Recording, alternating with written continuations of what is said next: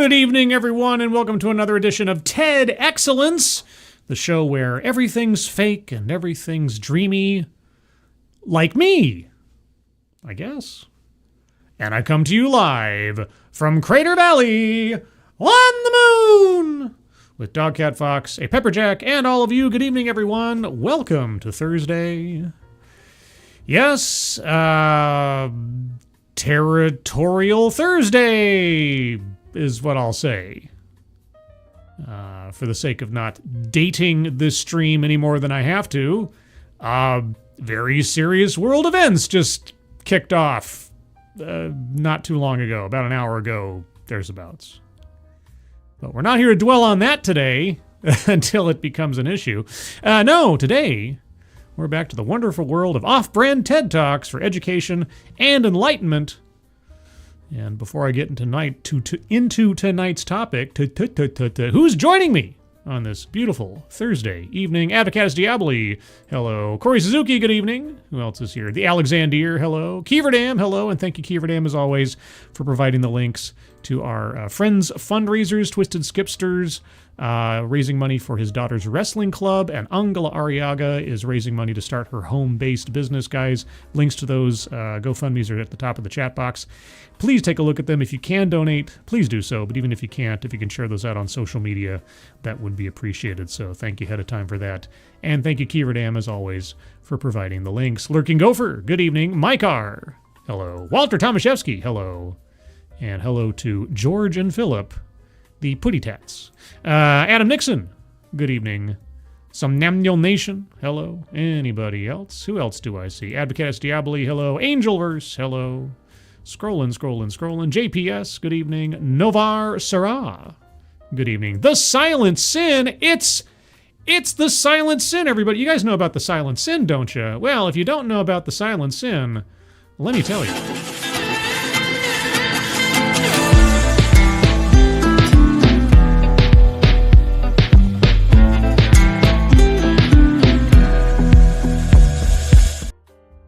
Yes, go check out the Silent Sin, a.k.a. Sinatra Says, over on the YouTube machine. If you haven't checked out him and his content as well as the AAA stream, you really should. I do. And Sassy Shelley is here. Oh my gosh, I regret I do not have a stinger for Sassy Shelley. I apologize. I have one set up for a couple of people, not for Sassy Shelley. If I were to do a stinger for you, Sassy Shelley, what kind of motif would you prefer? Like if I were to put your avatar over something in particular. Let me know.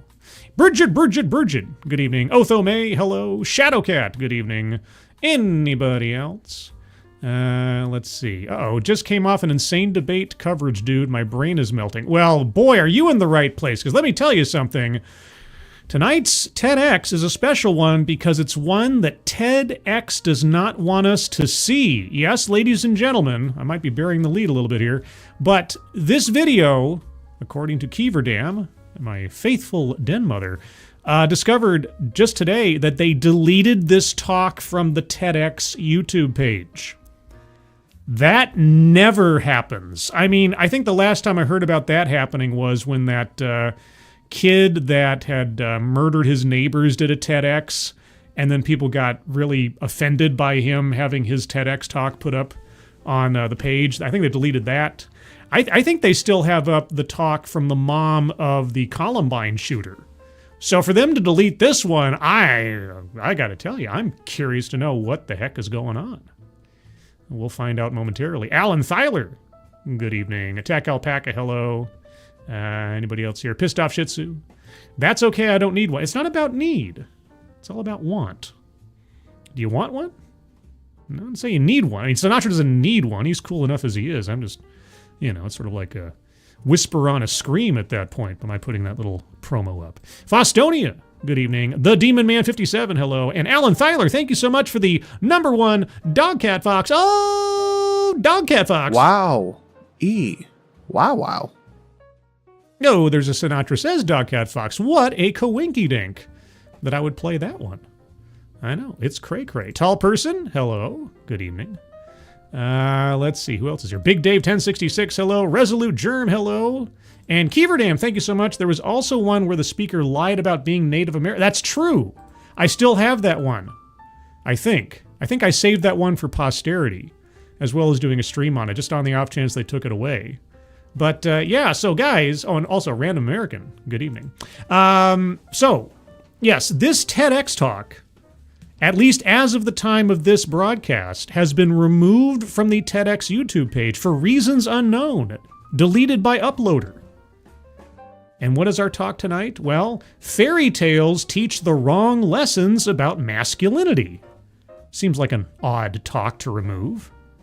Now, before we begin, a couple of psychic predictions. I'm going to predict that somewhere in here, there will be a couple of points that our speaker will make. One is that fairy tales teach that women are simply victims in waiting, damseling. If not the phrase itself, then the concept thereof, that will come up. I think that there'll be something about how men aren't allowed or aren't portrayed as displaying any emotion, as in emotions are bad. Rather than recognizing stoicism, our speaker may vilify the idea of not having emotions. And three, that violence is a solution to a problem. I think one, two, or all three of those points may come up. And I'll be curious to see what her counterpoints are to the idea of chivalry and honor and self-sacrifice and helping people who need it. I wonder what her counterpoints will be to those themes that usually show up in fairy tales when it comes to male heroes and such. But anyway, all that being said, tonight's bingo card is bingo card A. A as in Alice in Wonderland. That was the winner of the fairy tale on the poll today for the bingo card. If you'd like to join in on selecting the bingo card each week through the poll, follow me on X, scribe_light. And also, I'm simulcasting on X, so if you have an X account and you see this broadcast over on X, please do retweet it. I'd appreciate that as well. And with that, I'm going to turn down the music just a smidge. I don't want it to overtake our speaker or anybody else, just a little bit. And let's see, this is a relatively short talk. It clocks in just under 10 minutes. I'm going to start off with a few seconds for a sound test. Get your bingo cards ready, and let me know if you hear this, and we'll begin. In 2016, it was a very good year. You guys hear that okay? Let me know in the chat real quick before I proceed. Anything else exciting going on over here? Shadowcat, I've ironically been having a similar conversation with my family as we binge through the classic Disney princess films. Well, how timely this is for you then. And also, Ostzan, hello. Mike R says, sounds good. Corey Suzuki says, loud and clear. All right, well, with that, let's go. I lived through one of the best moments in my life. Ooh, did you decide to vote for Donald Trump? When my first niece was born, to welcome her into the world. I went shopping. I wanted to get her a little welcome kit. And I got to this beautiful store, and I got her items from the girls' aisle and from the boys' aisle. Why? It's a girl. Why get her boy things? Why are you denying her existence? I didn't want to box her in. You didn't want to box her in? She's a newborn. She doesn't even know what that means. Just, oh, for crying out loud. I wanted her to feel from the very beginning that the whole world was available to her. Okay, you're projecting a level of awareness and intelligence onto a baby. This is all about you. Do you see this already? Do you not understand? You are satisfying your ego on another human who has no conception of any of these things. This is all about you. This isn't about her. Be honest with yourself. Be honest with us. And that she could explore herself and the world freely and fully. Nothing would... Okay. This does count as a childhood or family anecdote, so I'm going over to the bingo card, going to circle childhood or family anecdote. Let's go over the bingo card real quick to remind ourselves what we are listening for tonight. Collectivizes own demographic, systemic or institutional, sales pitch for product or service, diversity, equity, and or inclusion, within the context of those words in combination, I should say, plays victim, microaggressions or unconscious bias, privilege, contradicts own point or fails to make argument, patriarchy, I have a feeling we'll probably get there, deceptive statistics, economic disparity, feminism, it's possible, marginalization, a list, white supremacy, word salad, self-vilification or wretchedness, weightless example or non sequitur, attempt to coin new buzzword or buzz phrase, mind reading or assumes motives, benevolent condescension. Does this count in concerning her niece, maybe? Well, we'll think about it. Anecdote that probably never happened, and lastly, leaves out vital context. So far on the board, we have childhood or family anecdote and free space because it's free. Let's continue. 3 years later, another incredible moment when my first nephew was born. Okay, so great. Did you buy him girl things? Same joy, same desire to celebrate, same store. But I love that store. apparently so. But this time around, despite the fact that I'm queer. Okay, I can't wait to hear what follows that one. Despite the fact that I'm queer, you decided to... Despite the fact that I'm queer and that I spent years unlearning gender stereotypes. You spent years unlearning gender stereotypes. I could not bring myself to buy him anything from the girls' aisle. Well, good. And why was that? What was this invisible force that caused you to acknowledge biological reality? I walked out of that store with an impossibly cute aviator bomber jacket. Nice. That's right. That's right. You betrayed your core values on this occasion? The first gift I gave to my nephew was a miniature piece of military clothing.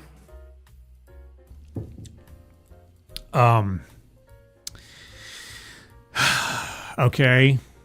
And what does that say about you? That's when a light went on in my head. That's when a light went on in your head? Okay. What was your revelation? With my niece, I'd been bold enough to break tradition and offer her an invitation to explore both the world outside, and her inner world. What are you doing? It's a baby!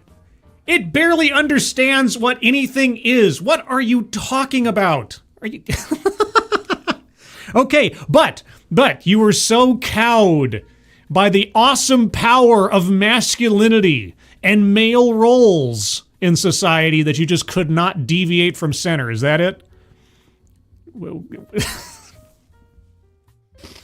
Oh my gosh. Give a baby a cardboard box and they'll be just in awe for hours. There you go. Just get beige, neutral things. It's a baby. But with my nephew, yes, the only journey I was inviting him to was outward. What are you... I'm sorry. I just can't get past the fact of the amount of projection going on here, the amount of ego satisfaction going on here. And I'm about to circle self-vilification or wretchedness because that's effectively what she's doing here, but let's give her a minute. Why? Why? I realized that in recent years, the space we offer girls to explore who they are has thankfully expanded. But for boys, that space has remained the same.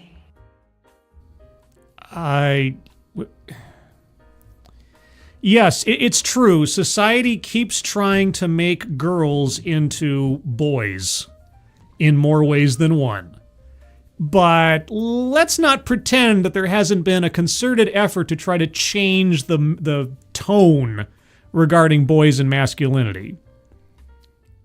Now, trying to press gang girls into careers and vocations that they're not necessarily interested in, but that their ideological adults in the room think they should be.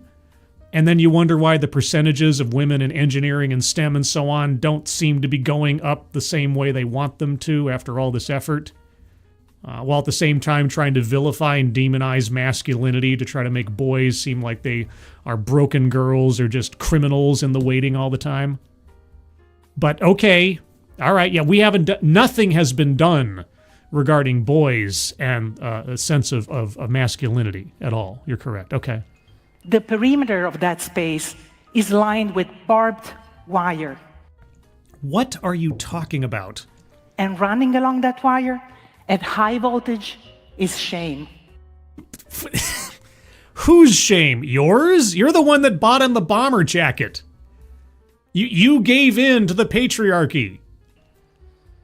Between elementary and middle school, Oh, please don't tell me that boys start recognizing difference or something. boys are faced with a very tough choice. Either conform and give up a huge chunk of their self-expression. What? Or risk being mocked and humiliated. What? Have you ever paid attention to girls? Yeah, as we know, guys, girls never have any kind of social mores or boundaries that they have to deal with in growing up between elementary and middle school. Okay, why do you think those stereotypes exist? I mean, they're not necessarily applicable in a concrete fashion to every single person, but why do you think they exist in the first place? But okay, how would you fix boys? And there's a double entendre there. How would you fix boys to make them, better than they are? Because they're obviously stunted and or broken the way that they are now. Boys learn very early that all it takes to feel the shock of shame is showing up at school with an object in the wrong color, or using their voice or their hands in a way that feels different.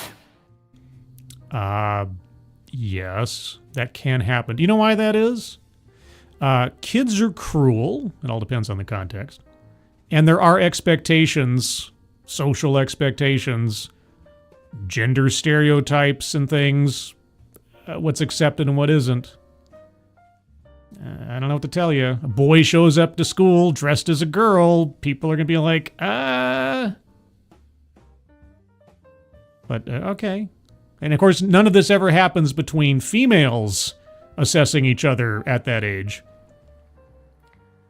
Girls can have sleepover parties. They cuddle with each other. They do each other's hair. Yeah, I've never heard of boys having sleepovers. They don't generally do each other's hair, you're right. They don't usually cuddle, unless they're very, very young, I suppose. But boys learn very early that the only way they can safely experience physical and emotional comfort is by having a girlfriend. I hate to say this, because I know it's going to sound sexist. You're a girl. You have absolutely no idea what it's like to be a boy. So you're telling stories out of school, and you're projecting. That's a lot of what you're doing so far. I'm going over to the bingo card. Let's see. I'm going to circle collectivize his own demographic, because obviously all girls operate one way, and she is one. Let's see. She's alluded to sort of systemic/institutional with the expectations of boys in society, but we'll give it a little while yet. What else we got on here?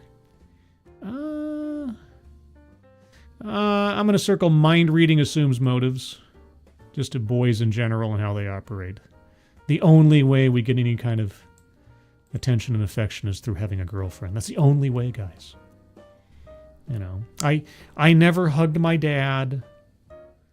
Oh man, you know, I never had any kind of contact with anybody else in my friend group.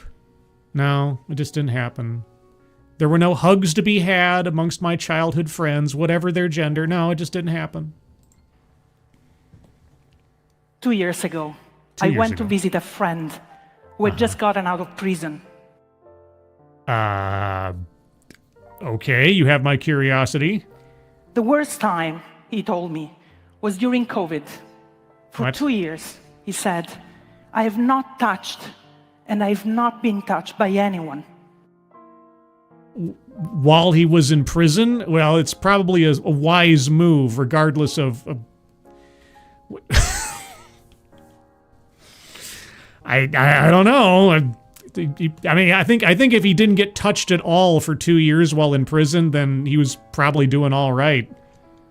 On Thursday mornings, he told me, when my mom came to visit, Yeah. I'd put my hand on the glass Yeah. and I could feel nothing.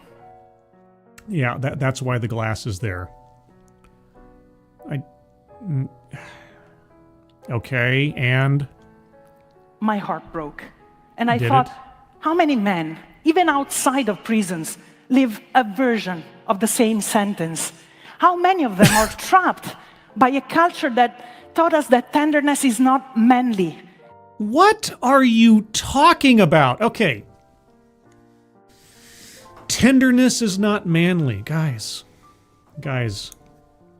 As we all know, men are simply biological sandpaper. When you're dealing with the ones that you love, your girlfriend, your wife, your children, you basically have to be a stony rock on a shore of an ocean. There's no such thing as tenderness. There's no such thing as hugging. There's no such thing as compassion or gentleness. These things don't exist, as we know, as our speaker knows, being a man herself. And also, why was your friend in prison again? And that kindness is a weakness. Kindness is not a weakness.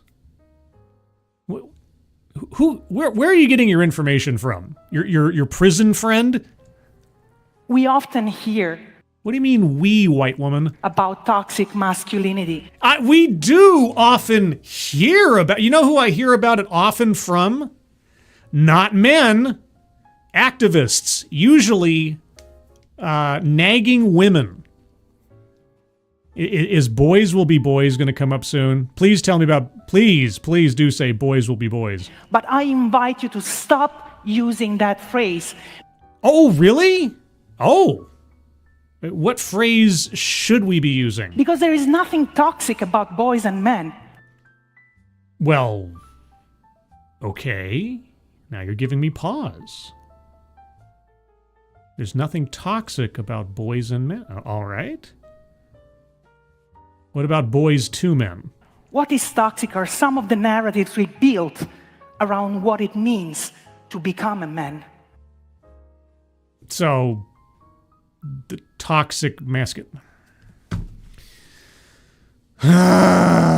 Stop calling boys and men toxic. It's what we've taught them that's toxic about being a man, which, you know, is kind of also synonymous with the concept of masculinity in the first place, but I'm going to say this to sound like I'm being exceptional compared to the usual narrative. Okay, you had me for about 5 seconds. The good news is we can change them. Oh, by all means, tell me what your big plan is. For years, I worked on girls' empowerment, and I traveled the world meeting many families. And Wait. You worked for years on girls' empowerment, and yet on the advent of the birth of your niece, you decided to degrade the idea of femininity by buying her boys and girls clothing. Okay. many families and many parents ask me, what about boys? What about boys? You know what? I don't think that's an anecdote that never happened. I think if you show up and say girls are the best thing since sliced bread and only girls need empowerment, I think someone might ask, what about boys? Because they deserve attention and love and empowerment as well, don't they? Well, for a long time, that question really annoyed me. I can imagine. And then what changed? I thought that those parents wanted to take something away from girls. Yes, I can imagine that. I'm going to circle feminism on the board, because in no uncertain terms, she's told us that that was, or at least a major focus of her life. Gonna wait on the patriarchy part. We'll see. It took me years to understand that they didn't want to take anything away from girls. Yeah, because it's not like there's a limited supply of love to give to your children, is there? But you thought that boys didn't deserve as much attention. Okay, again, what changed your mind? But they wanted to be part of that change. Wait. Hold on, let's back up a little. Let's try that again. Anything away from girls. But they wanted to be part of that change. They didn't want to take anything away from girls, but they wanted to be part of that change. What? They Wait. Okay, maybe she'll explain. Okay, I'm sorry. I have to pause for YouTube, and I'm also not quite. I'm also a little. I will say I'm a little skittish because I'm still not sure why TEDx took this down. I keep expecting some image to pop up on the screen or something, or her to do something, and I have to react very quickly. So I'm a little wary. But other than that, I'm also just befuddled. So you proceeded as though you needed to empower girls. You were asked, but what about boys? And you were annoyed at that. But then you realized it wasn't about taking something away from girls. It's because they wanted to be part of that change. What change? They wanted to raise their sons differently.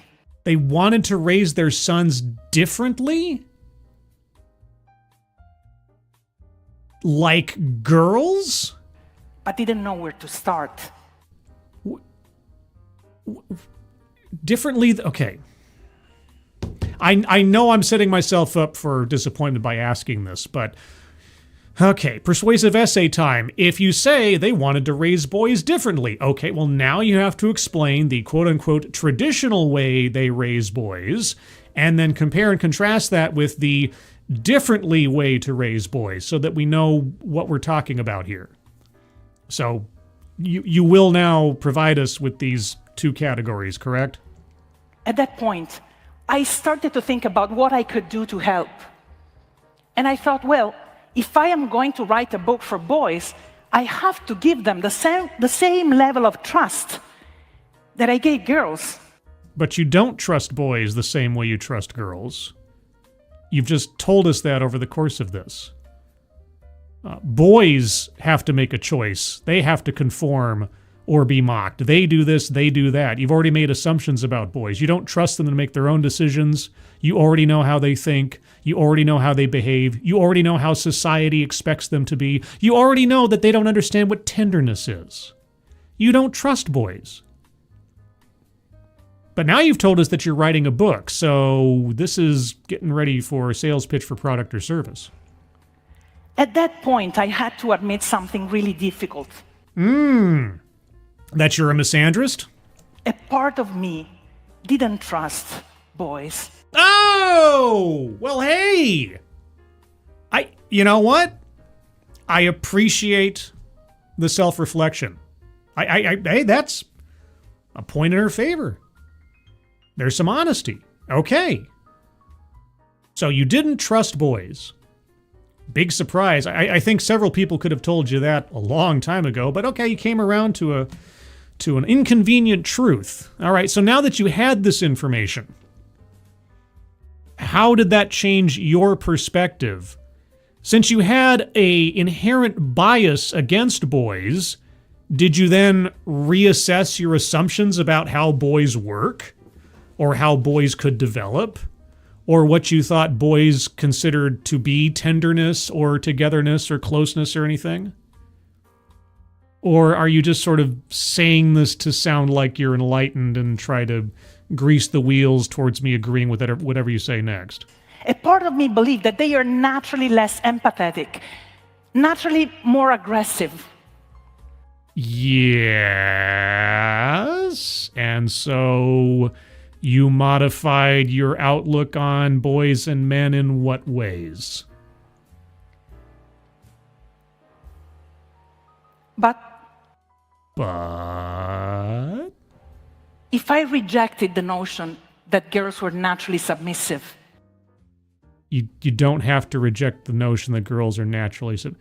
Look, boys are more aggressive on average than girls and women.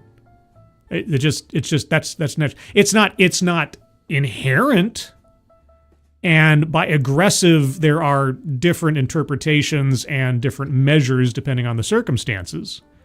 But generally speaking, men and boys are more assertive. They are more competitive. They are more aggressive. It's not an incorrect thing to do. It's a matter of being able to contextualize it and not immediately consider it to be a negative trait, or to assume the worst possible interpretation of that word and then apply it to boys and men. That's where you get the whole toxic masculinity thing. And on average, again, everybody's different, but on average, as compared to men, women are more submissive. They're not necessarily as assertive as men, usually because they're not nearly as physically imposing as the average man.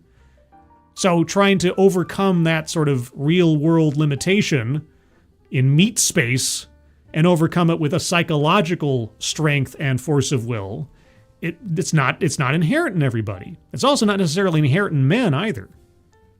But okay, so where are you going with this? Are you trying to reach some sort of like happy medium where gender doesn't matter? How could I accept that boys are naturally dominant? Could it be possible? I thought that just like we created a culture of submission for girls and women, we created a culture of domination for boys and men.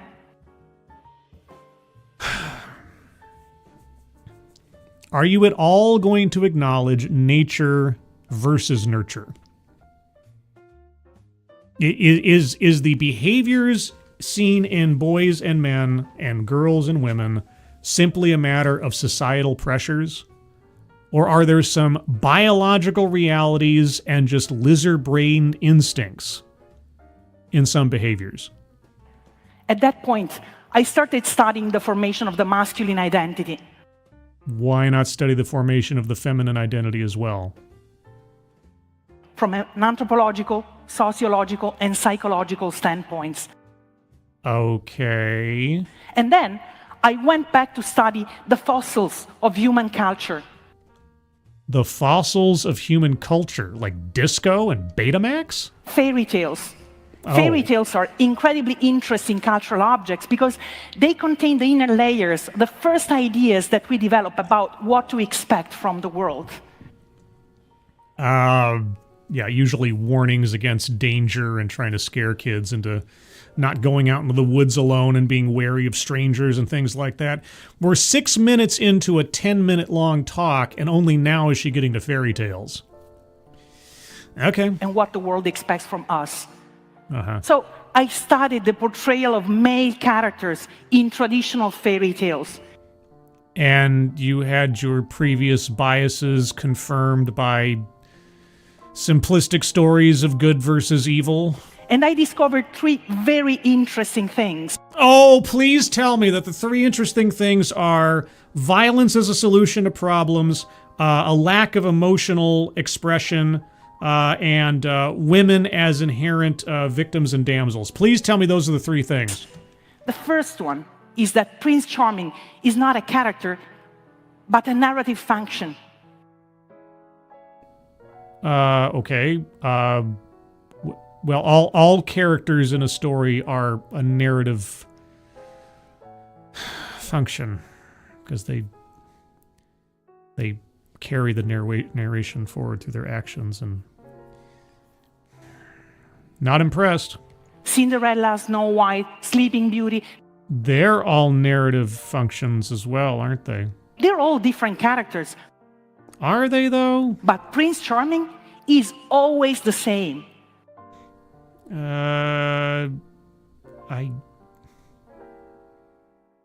Maybe? I mean, I don't know the original tales themselves by heart that I could say, but Keeverdam, thank you so much. List, you're correct. This is a list. She found 3 things. Circling a list. You are correct. Circling that. Okay.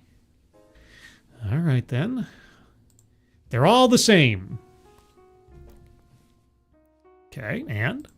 That means that for every girl that learned to wait around to be saved by a prince, there is a boy that with the same stories learned that he's either saving the princess or he doesn't have a reason to be in the story. You know, there's another way you could look at this. I don't know if you thought about it, but well, I'll tell you what, I'll just stipulate to your analysis for a second. I wonder if she'll come to this conclusion as well. That in the time and society and eras where these stories were written, men were just seen as a functionary while women were given a personality. And they were made into the heroines and the damsels, depending. Remember, because Cinderella was a, oppressed, mistreated individual who, by her own charm and looks and wit and everything else, went off to win the prince before having to be going back and be, tortured by her stepmother and her stepsisters. Snow White was chased around by the evil queen, and only through her goodness and kindness and fairest of them all, her internal, character traits. Well, she was actually given a character, whereas men were just, sort of blank functionaries. So do you think maybe there's a way to look at this where women were elevated to a higher status in the narrative, whereas men were just, as you say, narrative tools? What was that teaching children from those stories, do you think? The second thing that I learned is that male characters in traditional fairy tales are portrayed as completely lacking an inner life. We know that Cinderella is sad, that her stepsisters are jealous, but what do we know about the emotion of male characters? Take Snow White's father. He loses his wife, he marries an evil woman who tells him to kill his only daughter, and what do we know about what he feels? Oh, I don't know. What do we know about what he feels? Absolutely nothing. The third thing that I learned. Okay. Well, that's close to the whole non-emotional thing, but I don't know if it's quite on the nose enough for me to hit a psychic button. What's the third thing you learned? Is that when male characters show their inner turmoil, their inner pain, they are ostracized. They are pushed away from the community. Example? And they live miserable, lonely lives. Think of the Beast in Beauty and the Beast, or... No, the Beast in Beauty and the Beast was pushed aside because he became an inhuman monster. He was cursed, and he looked like a scary monster, and that's why he was pushed aside. It wasn't because he showed his emotions. Well, okay, again, unless I'm missing something from the original telling of the story. I mean, I am kind of Disney-fied at this point, I will say. The Hunchback of Notre Dame. The Hunchback of Notre Dame. Again, a outcast because of his physicality, not because of his emotional expression. This kind of narrative persists in more contemporary stories like superhero stories. But what did those stories teach as well when it comes to being different and being rejected because of something you have no control over and ignoring the person on the inside? You got any lessons you want to draw from that are good lessons, not just for boys, but for people in general? Do you want to...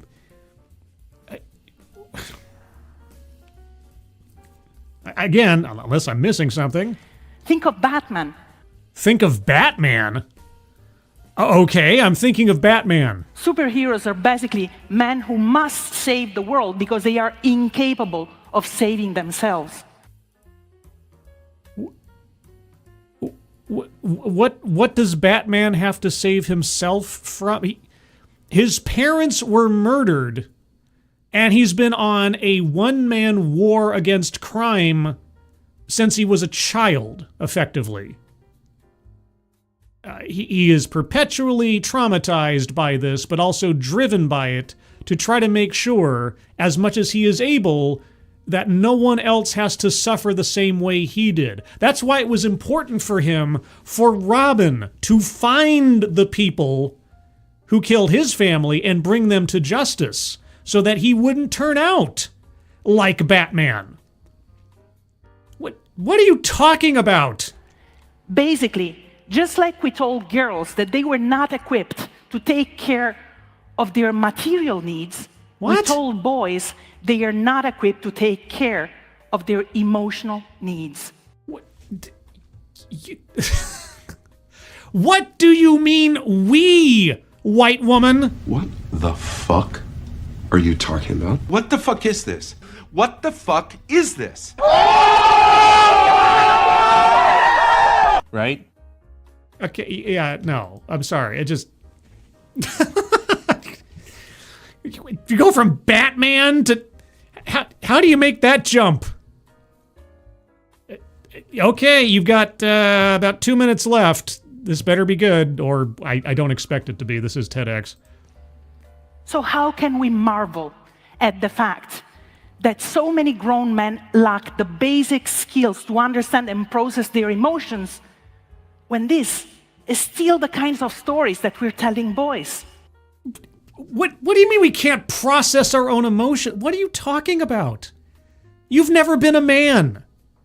You have no idea what it's like to try to process your emotions as a man. And I'm not saying it's something special, but at the same time, I wouldn't assume to know, because God knows I've tried to figure it out, how a woman processes emotions.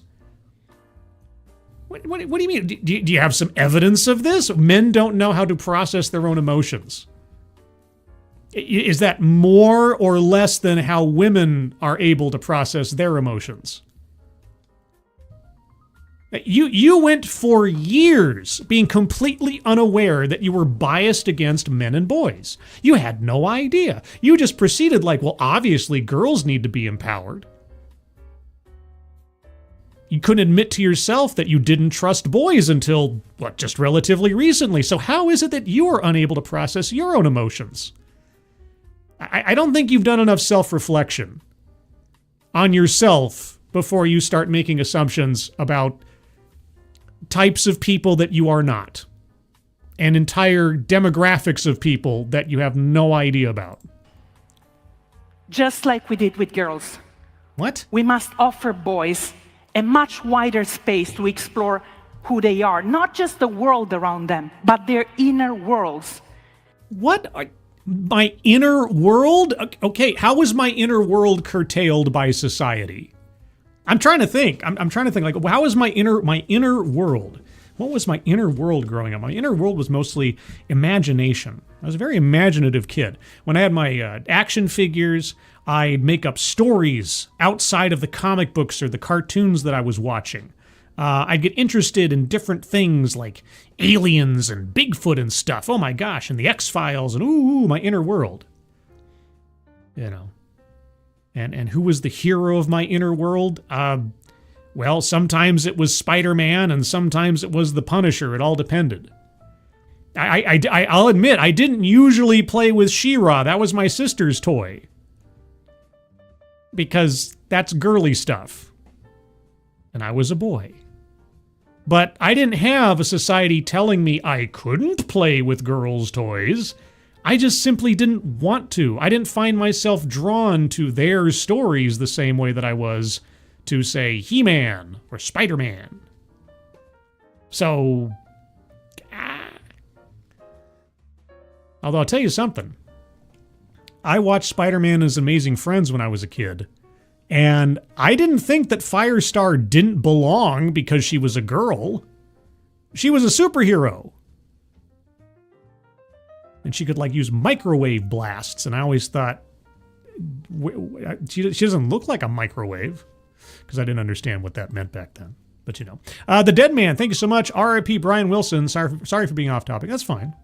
Yeah, Brian Wilson of the Beach Boys passed away yesterday, I think it was, if I'm not mistaken. And yeah, music legend, very interesting life. It's, you know, one of those people whose artistry and work inspired countless people into their own careers and who knows what else. And certainly his music at the time and onward probably led to more than a few children, I'm guessing. Probably. Maybe. Anyway. I mean, you know, I'm not saying he was a Marvin Gaye, but yeah, you know, have fun time at the beach kind of stuff. Yeah, things happen. You know. Anyway, you were saying about, what's it now, Batman, huh? And we must offer them different role models, not heroes made of steel, but human beings capable of navigating fear, rejection, frustration, without resorting to destructive behaviors.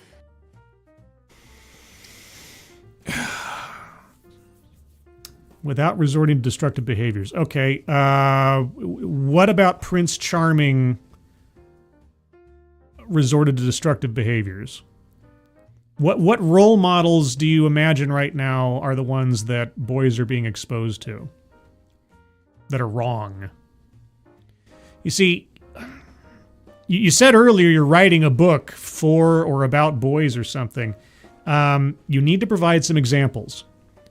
You went from fairy tales written in the Dark Ages to Batman without seemingly having an understanding of the current, or at least the relatively accepted form of the character himself. What are you talking about? This is not the time to condemn masculinity. You just did. You said that men cannot process their own emotions. You just said that society has led men and boys astray and taught them XYZ PDQ is terrible. You are condemning masculinity. You're saying that men and boys are naturally flawed, that they are inherently limited in being human beings, somehow. Thank you, Frosted Glass. Why are we doing so badly with young men, the left? Yeah, I don't know. Why do we have to hire demonstrably unattractive, both personality-wise and physically, people to try to draw men back to the left? Why don't men and boys find our side of the argument attractive? We've only been telling them that they're just broken girls for the last decade or more.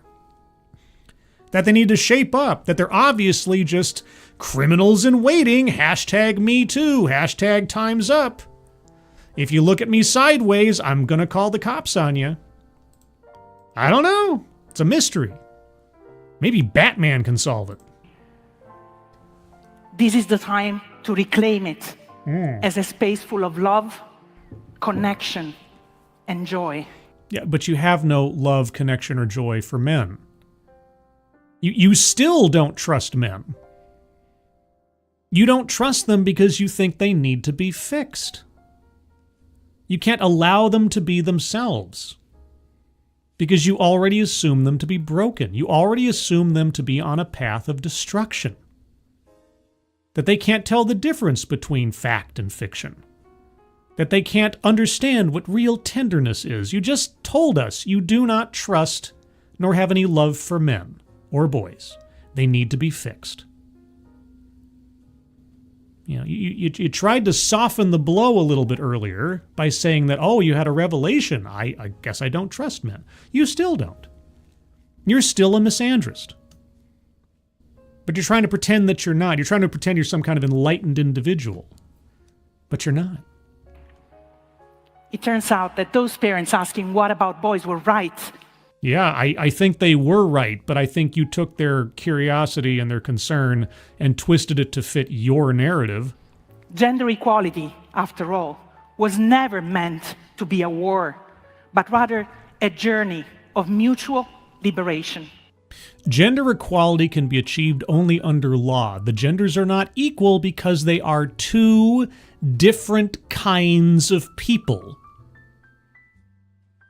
Treatment under law, yes, gender equality. But the genders are not equal. Men and women are different. Demonstrably different beings. Each one has strengths and weaknesses, in contrast and comparable one to the other, on average. You're trying to manufacture a quote-unquote equality that cannot function in nature. And you will forever see men as flawed because you see women as perfect. And you can't equalize to perfection. So today, my message for boys and men is something that's going to sound very friendly and concerning, but is really going to be condescending. is very clear and simple. Sure. Stop trying to conquer the world and grow passionate about conquering yourselves. Yes. Did I already circle benevolent condescension? I did not. Now I am. Boys and men, stop trying to conquer the world. Instead, understand that you guys are out of control. And you need to get control of yourselves. Because you just are out of control. Because we cannot build a better world without your full hearts. My full heart. Oh, yes, I'm only half-heartedly involved in the world because I'm a man. Until I conquer myself, will I have a full heart to commit to the cause. And we cannot build a new world without you. Are you sure about that? Because it sure, it didn't sound like you really wanted men and boys around all that much. Life would be a hell of a lot easier if they just weren't there mucking it up for the women all the time. Oh, but what do I know? I'm just a man, and you know men better than men know men, I guess. Anyway, so there you go. That was the TEDx talk they didn't want you to see. For reasons I don't understand, but that's the way it is. Anyway, here's the bingo card as I have it. I'm going to go over it one more time by myself. If you have arguments for squares to be circled, hold on to them. I will come to you momentarily. Systemic or institutional? Yes, I think over the course of the talk, between the expectations for boys in society and the categories that was set up for them and this, that, and the other, and how she blamed society for how masculinity manifests itself rather than at least acknowledging a biological component. Sales pitch for product or service. If she had named her book that she said she was going to write, that's as close as she got. And I mean, she did talk about going around promoting female empowerment, but she didn't give us like a name of her business or anything. I don't know. I don't know if that quite crosses the threshold. I needed something a little bit more. Here's the name of my thing or my organization, my company, my book, something. I mean, this is something I could see her putting on her, curriculum vitae to say, this is part of my promotional package for my consulting services or something. But for the talk itself, within the contents of the talk, I feel like I needed something else. Diversity, equity, and or inclusion.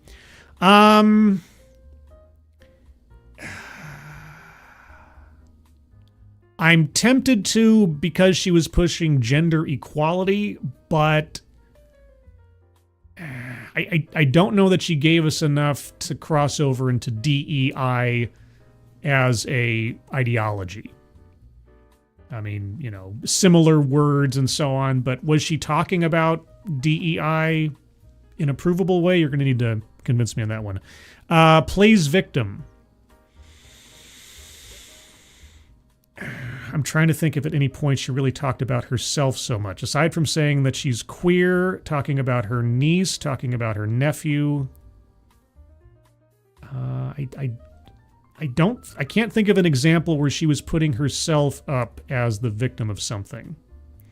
Microaggressions or unconscious bias. I'm going to circle this one because she admitted, at least in part, it seemed by the end of the talk a lot more performative than it was personally revelatory, her own bias against boys. She didn't trust them and so on. So I'm circling that one. I think that's fair. Privilege. She obviously talked about the societal expectations of boys versus girls in some ways. I don't know that she ever got down to actually underlying a privilege. I didn't hear the boys will be boys line. If I had, I might feel more inclined to circle that, but I don't think I heard anything specifically about privilege. Contradicts own point, fails to make argument. Yes. I realized I don't trust boys, and by the end of the talk, I still don't trust boys, and I don't know why I made that confession earlier when I obviously have not reformed myself. Patriarchy. Again, I know I might get dragged over the coals for this one. Again, aside from talking about the differences and focusing on, I don't know that she brought up anything that could be cited as spelling out a patriarchy. She didn't really talk about power dynamics between the genders, save for one's more competitive and the other's more submissive. I mean, I guess the only thing was like, men, stop trying to conquer the world and conquer yourselves. Okay, that might be the only thing that comes close-ish to me, but I'll need you guys to tell me if that's a bridge too far. Deceptive statistics, she never gave us any statistics. Economic disparity, she never talked about economics. Marginalization. I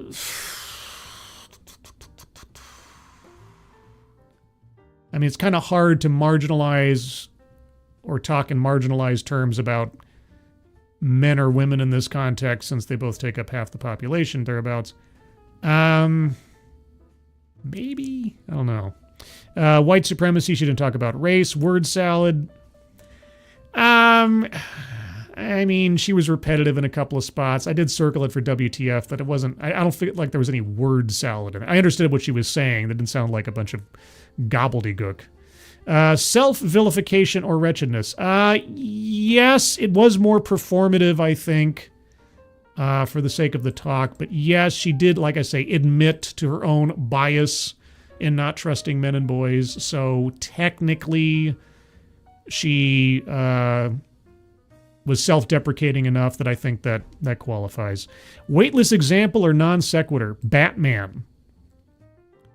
I might almost say the fairy tales she brought up, but admittedly, I am not as well versed on the original texts of those as I am the Disney versions. So, Batman, Hunchback of Notre Dame, and Beast from Beauty and the Beast, and talking about how if you show your emotions, you're exiled from... It wasn't about emotions. It was about physical deformity, for the most part, in those cases. That does make sense. So, weightless example. Attempt to coin new buzzword, buzz phrase. I don't recall that she said anything or underscored anything special there. Anecdote that probably never happened. I can believe she went shopping for her newborn niece and nephew. For the sake of this, I don't have any reason to think that she was lying when she said she bought toys on both sides of the aisle for her niece and felt compelled to only buy a bomber jacket for her nephew. It doesn't sound out of the realms of possibility to me. And lastly, leaves out vital context. Examples. Examples of what you're talking about. How would you change what society is or is not doing? What role models are bad for boys? What role models should boys be looking at? Do you have any active examples? No. So as a consequence of that, if you can believe it, we have a Colleen Bernier special on the downward diagonal from the B to the end. Bingo. So that's our first bingo, and if you have any arguments for squares to be circled, put them in the chat now. If I miss your argument, please just repost it. I am not intentionally trying to skip over you. Advocatus Diaboli, when she talked about how even though she was queer, she enforced her nephew's masculinity, but then questioned herself over her niece because of that, was self-vilification with Oman. Yes.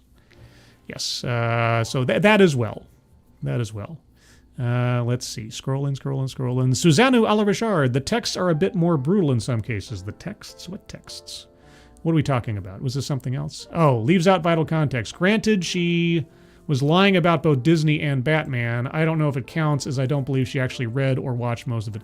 Yeah, bad example or a non sequitur, leaves out vital context. Yeah, as far as Batman's concerned, why she'd bring up Batman in the middle of that without giving some more explanation, like, why is Batman a bad role model?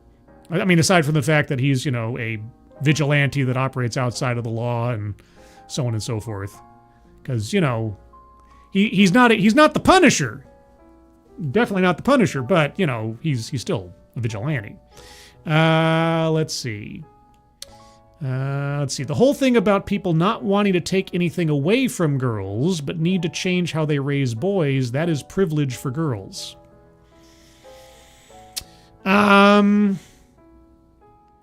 Yeah, and also in the converse, since her entire focus was we need to empower girls, there was an assumption that boys did not require empowerment because they already possessed it, just as a nature of being boys. So yeah, either way you look at it, yeah, okay. Fair enough. So I'll take that one. Moving on. Let's see. Frosted Glass says, patriarchy. If saying men are trying to conquer the world isn't patriarchy, I don't know what is. Well, it would have been easier if she'd given an example of where, aside from that one comment, unless I'm missing something, I'm trying to think of something else in the talk where she intimated that men were in control of things as a natural course of society. But again, I mean, there's a lot implied in the converse as before. I have to empower girls because obviously men don't require it. And people would ask them about that and that would annoy me and so on. So, yeah, I guess it was strongly implied. So, yeah, okay. I mean, I asked it before about the conquering thing. So, yeah, okay. Fair enough. Let's see. JPS. I would say word salad, but she wasn't fumbling words. She just couldn't get her point across. Yeah, making a bad argument is not necessarily word salad. An argument that doesn't quite go anywhere or doesn't hit the points that it should to be more persuasive. Yeah, word salad has to be just... You know it when you hear it. You know it when you hear it. When somebody just kind of goes off on a tangent for a paragraph or two and it's just like, what was that? That's, yeah. So, 6 one way, half a dozen of the other. It's true. Okay. Any other arguments for squares to be circled, guys? She was fairly, I mean, if nothing else, she was fairly focused in her topic and subject matter and arguments in this one, so it's kind of a narrow field to choose from. But if there's anything else. Susannu, what little I caught of this was rhetoric from last century.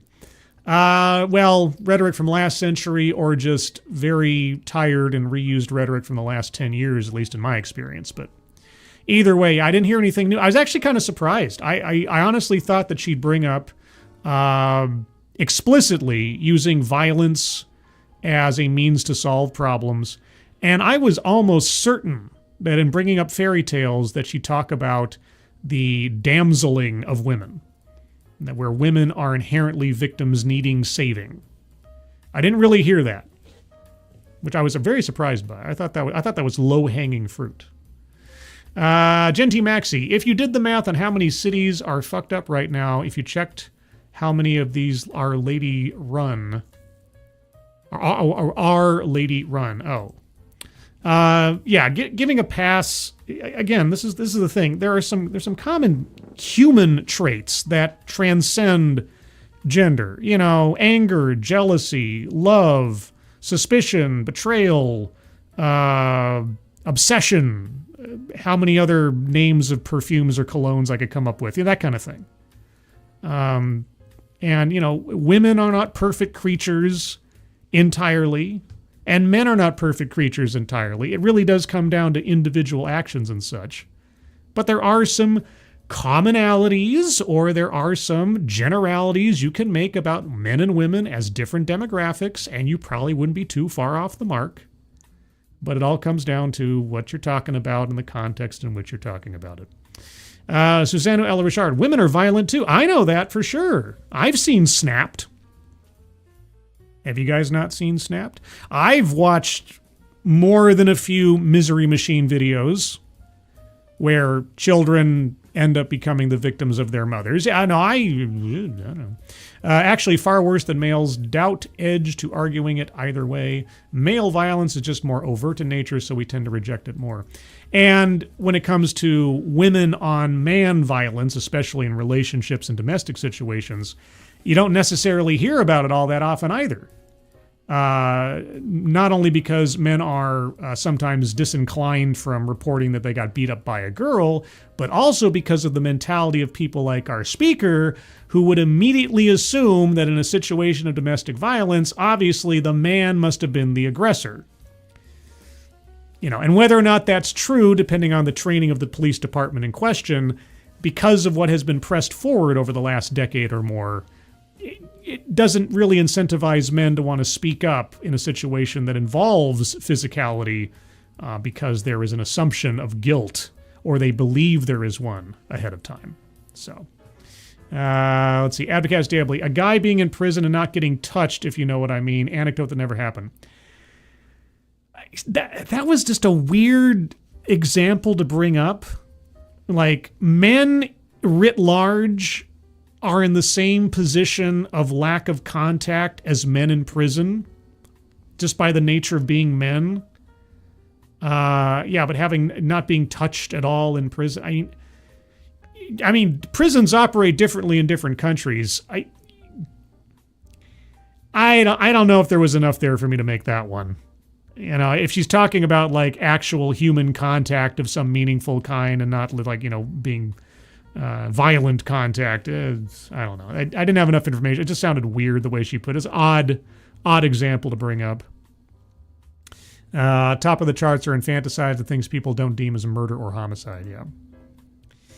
Yes, not so sure about the that being an anecdote that never happened, but Scribeli, DEI, if she has to empower girls to be on a boys level, she's clearly fighting for inclusion of girls.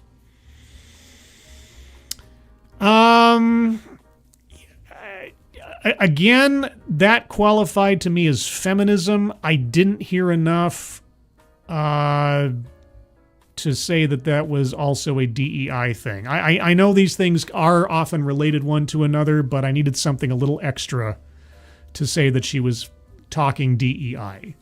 I mean, in the grand scheme of things, sure, she probably meant it in some way, shape, or form, but in the context and the confines of the talk, I didn't hear anything that sort of tripped that wire in my brain. So I'm disinclined to circle it without something else.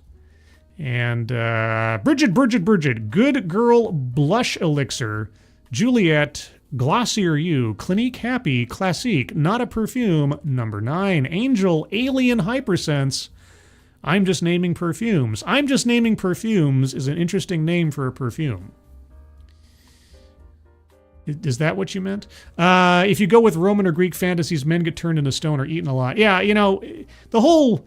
I guess I shouldn't have been surprised that she only brought up the negative interpretations of male roles in fairy tales. She didn't talk about heroism. She didn't talk about self-sacrifice or putting one's life on the line for someone else who was in a position of not being able to save themselves, let's say, fighting off a dragon or going after the wicked witch or that kind of thing. None of that came up. None of the positive elements of the narrative tool that is the male character in fairy tales. Speaking of narrative tool, no. Andy, the Toy Master Masterson is here. everybody. If you don't know about Andy, the Toy Master Masterson, go check out his channel on YouTube. You can also find him on the Doomcock Show and occasionally Midnight's Edge After Dark. And once in a while, a couple of times now, I've had him on my channel. So yeah, go check out Andy Masterson. Andy, hope you're having a good evening. Nice to see you. Anybody else? Bridget, I need to get into perfume making and make I'm Just Naming Perfumes. You should. By all means, go with it. And Kay Roberts says he plays with dolls. Yes, it's true. It's true. Andy Masterson is in touch with his inner child. No, that came out wrong. He plays with, he keeps his toys in the basement. No, wait, that doesn't come out right. Oh, good Lord. I need to stop talking. I'm going to start inadvertently casting aspersions here pretty quick. I don't want to do that. Don't want to do that. And lastly, maybe not lastly, but your internet's favorite lunatic, wood chipper operators should get more recognition. I agree. All we have to go on is that one scene from Fargo. That's not a good category to be in. But anyway, everybody, that's the card as I have it and as you have it. We got one bingo out of it, almost one more, maybe. Now, of course, if you have an argument or a modified argument for a square to be circled after the show has completed, you can always leave it in the comments below, or you can always make it over on the Discord server. Did you know I have a Discord server? Why, I have a Discord server, and boy howdy, would you like to join the Discord server? Because if you'd like to join the Discord server, link to the Discord server is in the chat right now. Click on that link. You'll find yourself on the landing channel called Say Hello. And in addition to saying hello, you just have to say the secret word. The secret word will tell me that you are not a bot, have actually watched the stream, and have thus earned the right, the privilege, the entitlement to join the Discord server. And today's secret word is... what shall it be? Conquered. There you go. Yes, Conquered. Say hello, Conquered. And I'll know that you watch show. Not Concord. Not the failed looter shooter game from Sony. No. Conquered. Like, Conan the Conqueror. That kind of thing. Andy Masterson clarifies for all of us. I construct artwork in plastic shapes that bring joy to our inner child.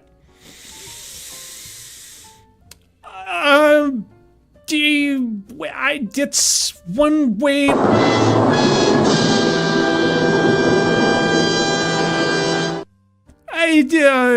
Phrasing. But anyway, everybody, that's the show for this evening. A couple of programming notes. You can find me tomorrow at 9:05 a.m. Pacific Time, noon 05 p.m. Eastern Time for Midnight's Edge in the morning. Tomorrow's Friday the 13th. Do you think we'll talk about some horror movie stuff? I think we might. You know who else will be there? I'm pretty sure it'll be Mr. Tickletrunk. Because Mr. Tickletrunk, well, he crosses over all YouTube dimensions, both here, there, and otherwise. Uh-oh. Andy Masterson, please disregard my Hunter Biden and Dylan Mulvaney figures.